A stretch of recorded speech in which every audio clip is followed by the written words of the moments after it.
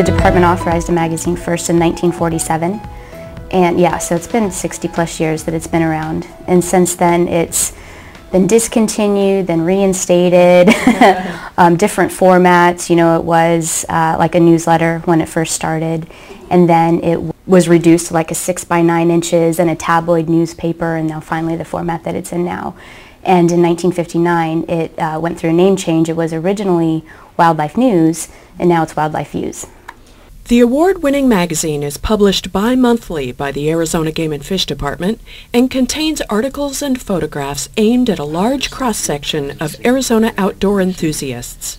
You get a sense of everything that's around here just by listening to that, and that tells you what the environment's like, because you know. The point of it is to talk to readers who are interested in wildlife and want to learn more about it, whatever their level of interest or their level of knowledge of the natural world might be. So we try to do articles from sort of basic introductory level articles about this is what Arizona wildlife is like, and this is the kinds of animals you'll see here and the kinds of birds you'll find here, to a little bit different articles about the kinds of research that the Arizona Game and Fish Department does and sharing the news that they've learned in the wild. And we just try to address a diverse readership and hopefully hold their interest. I think the Game and Fish Department needs to publish Arizona Wildlife Views because we are pretty much the only magazine in the state that deals with the state's wildlife. And we cover it in a variety of ways. We cover wildlife conservation issues. We cover watchable wildlife, which encompasses, you know, specific species that you can see in Arizona and also places to go that you can see these animals. We also cover like outdoor recreation opportunities as well: boating, fishing, hunting, shooting sports. So I think, I think we're here to entertain our subscribers as well as educate them about kind of what the department does and, and how it manages the state's wildlife. Publishing 6 new full-color, top-quality issues every year is a demanding task for this small staff, so it takes a lot of planning and pooling of resources to make it work. The associate editor, Julie Hammonds, and I get together about twice a year, and we have meetings where we try to calendar out the following year. So we're always trying to work at least 6 months to a year in advance. We go over queries that we receive from freelance writers and queries that we also receive from in-house writers, and we definitely try to encourage department employees to write for us because who knows better than, the subject matter than the people who actually work for the department. Then at that point, each issue we start the editing process with the articles and then the art selection. We work very closely with our staff photographer, George. So once we finish with the editing process, the articles and all the artwork goes over to the graphics artist who then designs the magazine and makes it look pretty. And then we work with a color company who color corrects all of our images. We send them basically the raw images and they color correct them, for contrast and brightness and all that stuff. And then once that's completed, all the final files go to our printer, which is located here in Phoenix.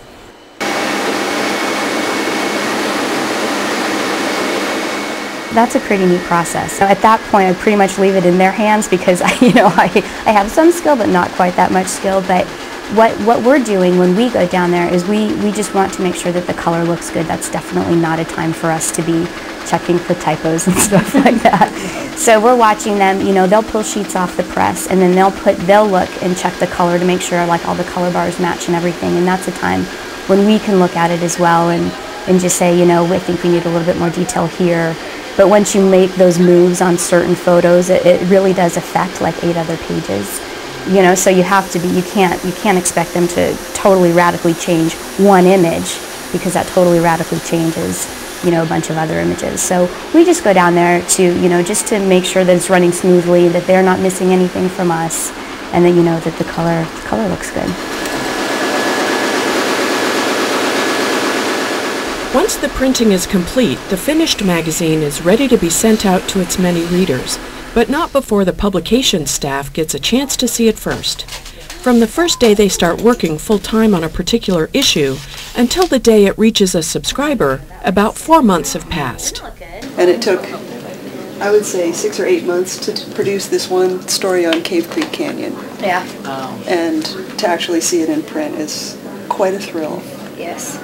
It's pretty cool because by the time we get it, like we've moved on to something else and we're working on other projects, so to see it again and to see it all put together in one package is pretty cool. Because normally we're just dealing with sheets of paper and this and that, or looking at, the layouts on computer screens, so to have it all put together, it's really exciting. The Arizona Game and Fish Department's small publication staff doesn't produce only the magazine. Here, Heidi and Julie, along with photographer George Andraco and administrative assistant Diane Howard, are selecting photographs for the annual Game and Fish calendar. It's just one of the many publications that pass through their hands. We produce all the regulations for the department, the hunting and trapping regulations, fishing regulations, all like the waterfowl and dove and sandhill crane regulations. We're in charge of books and just brochures and posters, and we pretty much work on a little bit of everything. Still, the Arizona Wildlife Views magazine is the heart and soul of this department, and the care that goes into each magazine has a lot to do with the people who work on it.